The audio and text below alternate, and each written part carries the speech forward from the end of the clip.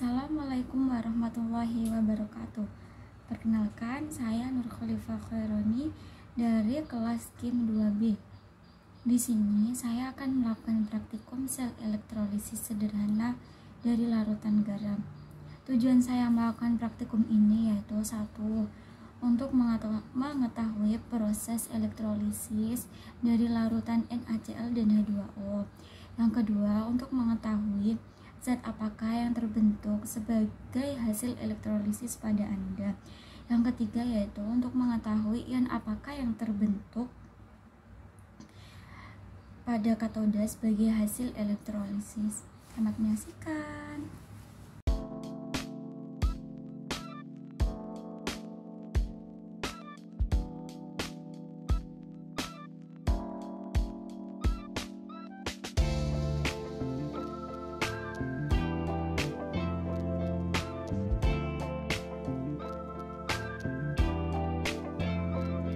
Pertama-tama, siapkan 2 buah pensil yang sudah diraut atas dan bawahnya. Kemudian, siapkan kardus yang sudah dilubangi untuk memasukkan kedua pensil ke dalam sini. Yang ketiga, ambil larutan garam yang telah dirarutkan. Kemudian masukkan ke dalam sini.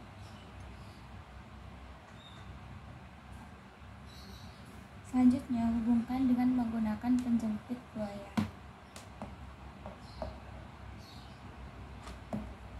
Penjepit buaya ini dijepitkan kepada grafit yang terdapat dalam pensil.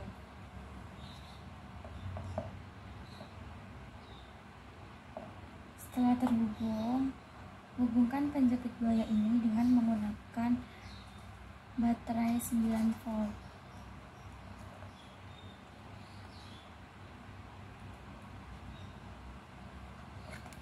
Dan tunggu reaksi yang terjadi.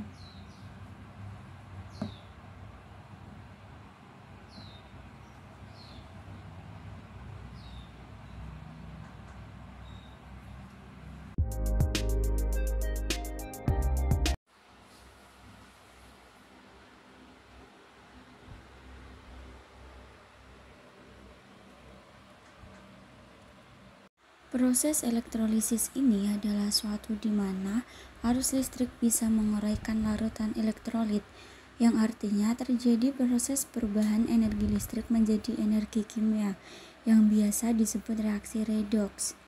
Elektrolisis memerlukan perantara elektroda yang tercelup dalam larutan elektrolit saat tegangan diterapkan terhadap elektroda itu.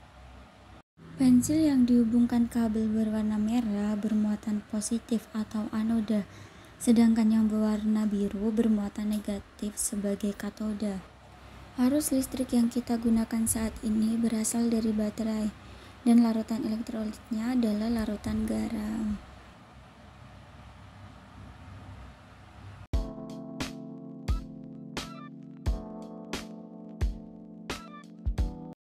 Pada praktikum kali ini kita gunakan garam NaCl dan air, kemudian menggunakan elektroda karbon yang dialiri arus listrik positif dan negatif.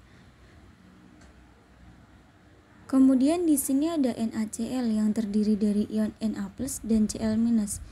Lalu ada air yang terdiri dari ion H+ dan OH-. Pada praktikum kali ini terbentuk gelembung-gelembung gas pada anoda dan katoda. Lalu gelembung-gelembung gas apa sih itu?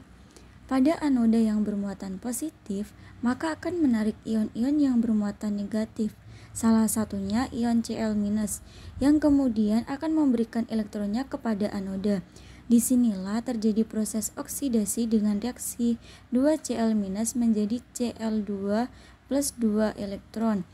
Cl- yang melepas elektronnya bergabung menjadi molekul diatomik Cl2 atau yang disebut dengan gas klorin. Jadi, gelembung-gelembung yang terbentuk pada anoda adalah gas klorin. Lalu, pada katoda yang bermuatan negatif akan menarik ion-ion yang bermuatan positif untuk berkumpul di sekitarnya. Salah satunya adalah ion H+. Kemudian, ion H+ akan menerima elektron dari katoda. Terbentuklah reaksi reduksi dengan reaksi 2H+ plus 2 elektron menjadi H2. Ion H+ menerima elektron dari katoda, maka akan terbentuk molekul diatomik H2 atau yang biasa disebut dengan gas hidrogen. Jadi, gelembung-gelembung yang terbentuk pada katoda adalah gas hidrogen. Sementara itu, masih tersisa ion Na+ dan OH-. Kedua ion tersebut bergabung membentuk senyawa NaOH yang merupakan basa kuat. Sehingga dapat disimpulkan bahwa praktikum elektrolisis ini menghasilkan natrium hidroksida, gas hidrogen, dan gas klorin yang dapat dirumuskan 2NaCl plus 2H2O menjadi 2NaOH plus H2 plus Cl2.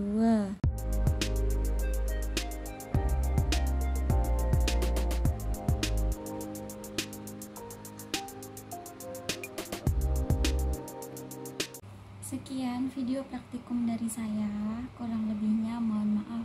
Assalamualaikum warahmatullahi wabarakatuh.